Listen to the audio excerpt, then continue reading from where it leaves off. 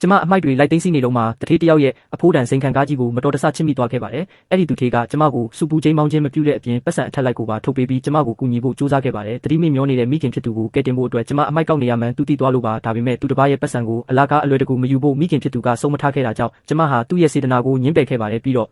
စက်ကူနဲ့ဖောင်တိန်ကိုထုတ်ပြီးကားပြင်ခတွေကိုမပြတ်မကွက်ပြန်ဆက်ပမယ်ဆိုတဲ့ဂတိကဝတ်အကျွေးမှတ်တမ်းလွှာလေးတစ်ခုရေးပေးပြီးထွက်ခွာလာခဲ့ပါတယ်။အခြားတစ်ဖက်မှာတော့အဲ့ဒီတထေးကြီးဟာထွက်ခွာသွားတဲ့ကျမကိုကြည့်ပြီးလွန်ခဲ့တဲ့နှစ်ပေါင်းများစွာကကားမတော်တဆမှုတစ်ခုအတွင်းပျောက်ဆုံးသွားခဲ့တဲ့သူ့ဇနီးတွေကိုတတိယသွားခဲ့ပါတယ်။သူ့ဇနီးဟာသူ့အသက်ကိုကယ်တင်ပေးခဲ့ပြီးတဲ့နောက်သူတို့နှစ်ဦးဟာကွဲကွာသွားခဲ့ကြတာပါ။ဒါပေမဲ့ဒီနှစ်တွေတစ်လျှောက်လုံးမှာသူဟာဇနီးတွေကိုရှာဖွေဖို့ဘယ်တော့မှလက်မလျှော့ခဲ့ပါဘူး။အဲ့ဒီအချိန်မှာပဲသူ့ရဲ့လက်ထောက်ကသူ့ဇနီးတွေကိုအနီးအနားကဆေးရုံတစ်ခုမှာရှာဖွေတွေ့ရှိခဲ့ပြီဆိုတဲ့သတင်းကောင်းကိုယူဆောင်လာခဲ့ပါတယ်။တိုက်ဆိုင်မှာပဲကျမလည်းမိခင်ဖြစ်သူကိုစေကူတမှုခံယူဖို့အဲ့ဒီဆေးရုံစီကိုပဲတွှေ့ခေါ်ဆောင်လာခဲ့ပါတယ်မိခင်ဖြစ်သူကိုဆေးရုံကရင်ပေါ်လှည့်လျောင်းပေးလိုက်တဲ့အချိန်မှာပဲကျမရဲ့ဦးလေးနဲ့အတော်တို့ဟာအပြေးလွှာရောက်ရှိလာခဲ့ကြပါတယ်အတော်ဖြစ်သူကမိခင်ဖြစ်သူဟာနောက်ဆုံးတော့ခွဲစိတ်ကူတမှုခံယူခွင့်ရတော့မယ်လို့ပြောတာကြောင့်ကျမဟာအမိုက်ကောက်လို့စုဆောင်းထားသမျှပတ်စံအားလုံးကိုဦးလေးဖြစ်သူစီချက်ချင်းအနံလိုက်ပါတယ်ဒါပေမဲ့သူကပတ်စံဖြတ်ပိုင်းစာစက်ကူတရွက်ကိုကမ်းပေးပြီးဒါဟာခွဲစိတ်ကူတမှုကိုသဘောတူညီကြောင်းလက်မှတ်ထိုးရမယ့်စာရွက်ဖြစ်တယ်လို့ပြောတာကြောင့်ကျမလည်းမရိပ်မိပဲကိုယ့်နာမည်ကိုနာခံမှုရှိရေးထိုးပေးလိုက်ပါတယ်အဲ့ဒီနောက်မှာတော့သူတို့ဟာပျော်ရွှင်စွာနဲ့ထွက်ခွာသွားကြပါတယ်။ဒါပေမဲ့ကျမလက်အကြည့်မှာတော့ပဒင်ပေါ်ကမိခင်ဖြစ်သူရဲ့မျက်နှာပေါ်မှာမျက်ရည်တွေစီးကျနေတာကိုတွေ့လိုက်ရပါတယ်။မိခင်ဖြစ်သူအတွက်ရေသွားခတ်ပေးဖို့ထွက်လာတဲ့အချိန်လေကားတစ်တွေရဲ့အကွယ်မှာတော့ဦးလေးနဲ့အတော်တို့ဟာစိမ့်တက်တဲ့အမျိုးသမီးတစ်ယောက်နဲ့စကားပြောနေတာကိုအမှတ်မထင်ကြားလိုက်ရပါတော့တယ်။ဖြစ်ရမှန်ကတော့သူတို့ဟာမိခင်ဖြစ်သူရဲ့ချင်းစီကိုတရားမဝင်ရောင်းစားဖို့စီစဉ်နေကြတာဖြစ်ပါတယ်။ကျမဟာထိတ်လန့်တုန်လှုပ်သွားပြီးလက်ထဲကရေခွက်ပါလွတ်ကျသွားခဲ့ပါတယ်။ရေခွက်ကျတန်ကြောင့်သူတို့တတိထားမိသွားတာမို့လို့ကျမချက်ချင်းလှည့်ပြေးခဲ့ရကနေအဲ့ဒီတထေးကြီးနဲ့မတော်တဆတိုက်မိသွားခဲ့ပါတယ်။တောင်းပန်ဖို့တော့အချိန်မရပဲကျမအတင်းထွက်ပြေးခဲ့ရပါတယ်။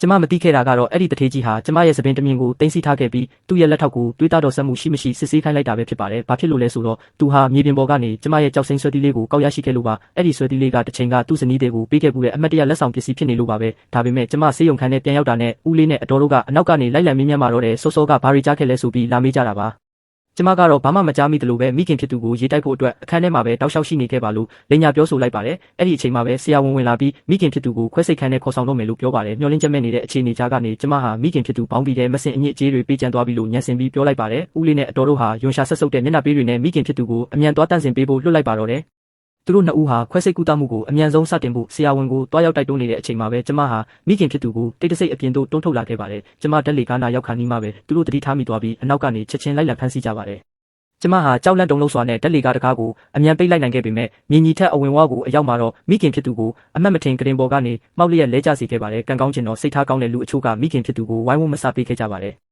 ကျမဟာမိခင်ဖြစ်သူကိုကဲထုတ်ပေးဖို့သူတို့ကိုငိုယိုတောင်းပန်ခဲ့ပေမဲ့ဘယ်သူမှဝင်မပါရဲကြပါဘူး။ရင်တထိတ်ထိတ်ဖြစ်နေတဲ့အချိန်မှာပဲလူနာတယောက်ကိုလာရောက်ပို့ဆောင်ပေးတဲ့လူနာတင်ကားတစ်စီးကိုတွေ့လိုက်ရတာကြောင့်လူတွေတတိမထားမိခင်မှာမိခင်ဖြစ်သူကိုတင်ပြီးလူနာတင်ကားတဲ့တိတ်တဆိတ်ခိုးဝင်ပုံအောင်လိုက်ပါတယ်။လူနာတင်ကားဟာဆေးရုံဝင်းထဲကနေမောင်းနေထွက်ခွာသွားတဲ့အခါကျမှပဲမိခင်ဖြစ်သူဟာနောက်ဆုံးတော့ဘေးကင်းသွားပြီလို့ကျမထင်မှတ်ခဲ့တာပါ။